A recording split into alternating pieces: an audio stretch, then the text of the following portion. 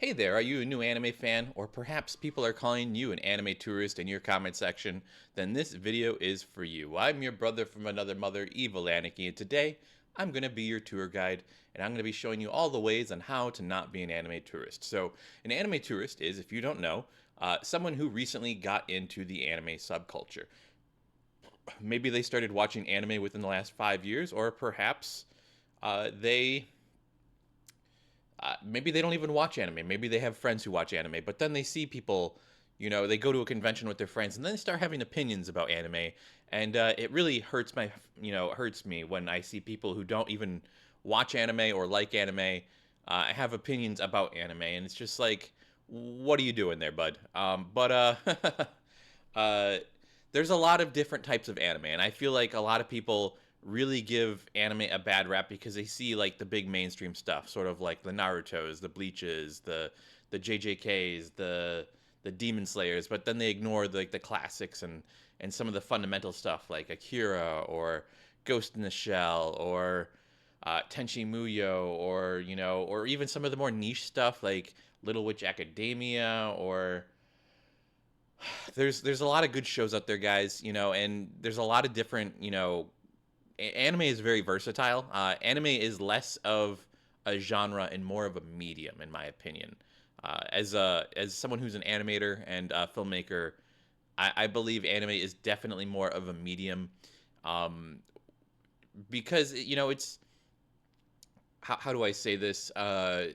You can there's sports anime, there's rom-coms, there's science fiction, there's action, there's fantasy, there's anime can tell a variety of different stories. So boxing in anime and saying anime has to be this or that isn't really the way to go. There's also a lot of like Saturday morning style cartoon versions of anime, sort of like the Chikawas or the Pop Team Epics, and there's just a lot of crazy zany anime out there.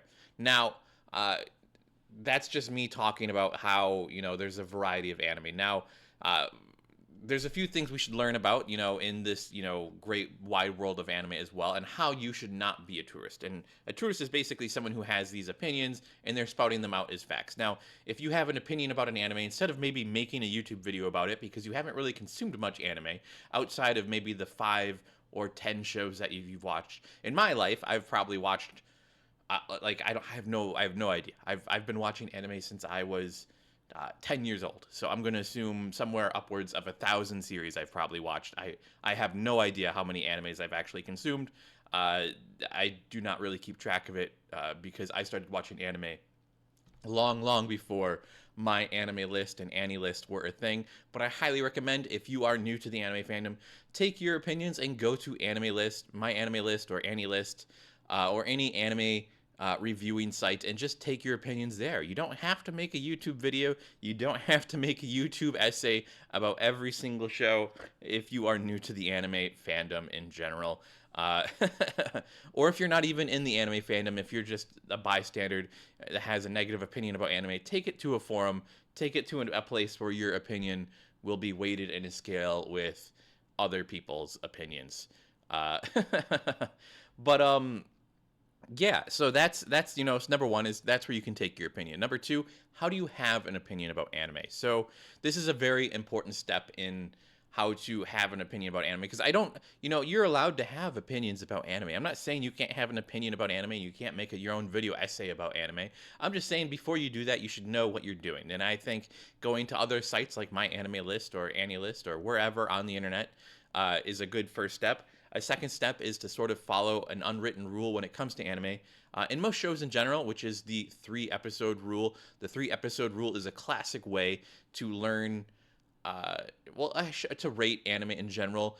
I used to follow this a lot more religiously when I had a lot more free time, where I would watch the first 3 episodes of every anime that comes out that season, and then I would dictate which anime I'm going to be watching that season. Because there's a lot of times you will see a poster or some key art or a trailer for a show and not really understand what it's about or not really know what it's about. Maybe you don't even like it, but then you watch the actual show and you're like, wow, this is pretty good. And that's what the 3 episode rule is for. The 3 episode rule is really meant to make sure that you've started on your way to consuming the content. And the reason it's more important with anime than it is with Western shows, for instance, comparing it to the Family Guys or the Simpsons or the American Dads, or even, to a lesser extent, Adventure Times and regular shows and Cartoon Network shows in general, because they tend to be more episodic. Even though there are some story-driven moments, like season finales, season premieres, and maybe some special episodes, and but usually they tend to be episodic. Like I can watch an episode of Family Guy, and then I can watch another episode of Family Guy, and they won't be connected, and I'll understand. I'll understand.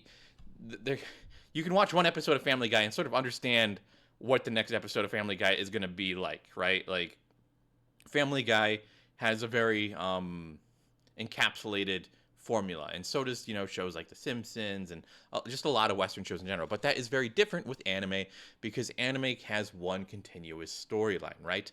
So you have 12 episodes that are just in a linear storytelling direction, basically like a long binge-worthy movie. And sometimes anime doesn't have to always go into like that linear direction. There's been a lot of adjustments to that. Anime can be very crazy as well. The disappearance of Suzumiya Haruhi is a really good one. I really, really recommend. Or is it the Melancholy of Suzumiya Haruhi? I don't remember all the names for the show. There's a few seasons of it. I highly recommend watching that show as well. It's a really good show. The episodes initially aired out of order, and then you can actually watch them in order of how they're supposed to be chronologically, but it's weird. It messes with your mind. There's a lot of shows that are about time travel in anime as well, like Steins Gate, that can really mess with you as well. And I'm not going to be diving too deep into that. I just want to say 3-episode rule, very important for anime. If you want to fully understand if you're going to like a show, make sure you're following the 3-episode rule, because it will definitely help you have an educated opinion about the show. I will say, in my experience from watching a lot of anime, I can watch a show and just be like, this, I can usually tell from episode 1, this animation is not very good, or even then, if I don't like the animation, I might like the storytelling, or I might like, other aspects of the show, just because it scratches an itch in my brain with the genre or something like that. So maybe I'll continue watching. But you can have opinions about shows based off the first episode, but the 3 episodes will fully help you understand the story and the context, right? And where it's going. Now, that was step 1. Where do you take your opinion? Step 2, how do you form an opinion? Step 3, what do we have an opinion on? So now I'm going to be talking about 3 different mediums here. So let me pull them out here. We'll start with the 3 basic mediums for anime. And we'll start with, first of all, we have the anime. This is a movie here. I'm just going to use this as an example. This is an anime movie, right? This is anime. This is, think of like the Narutos, the Bleaches, the Gundams, this is what most people consume. This is what 99% of people, I shouldn't say 99, this is what the majority of people in the anime fandom, the anime subculture are consuming. Now, anime tends to be based on another thing. Anime tends to be based on manga. Manga is what is sort of like the Japanese comic book, okay? And I'm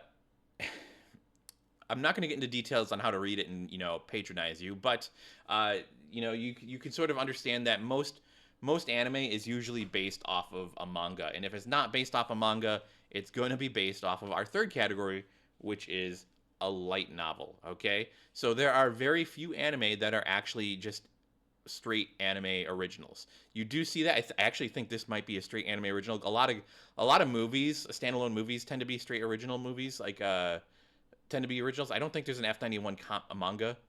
I definitely don't think there's a book. I don't know. I'm almost positive there isn't a book, but there are so most things tend to come from light novels. Light novels are the big new thing. I shouldn't say the big new thing. They've been around for a while, and there's probably a lot of shows you've been watching that you don't even realize that were based off light novels. For example, Overlord. This one right now is The Water Magician, which is a show airing at this current season. There is also Tanya and the saga of Tanya the Evil, and what's that popular? Masuko Tensei.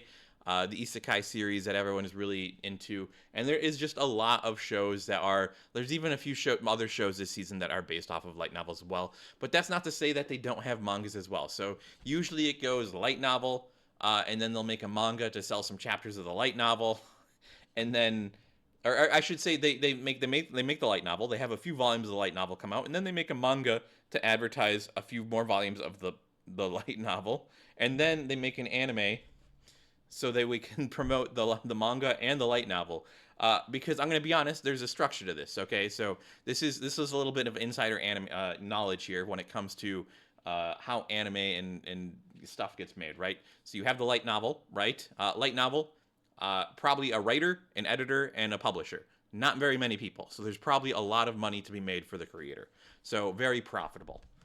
Manga, you have the manga artist. You might have the original author as well, and then you have maybe some manga assistants. You have the manga editor. You have the manga publisher, and then you have the publication company as well. If it's not the same as the manga publishing company, I don't know. Maybe this company has to make a deal with this company, and there's less overhead.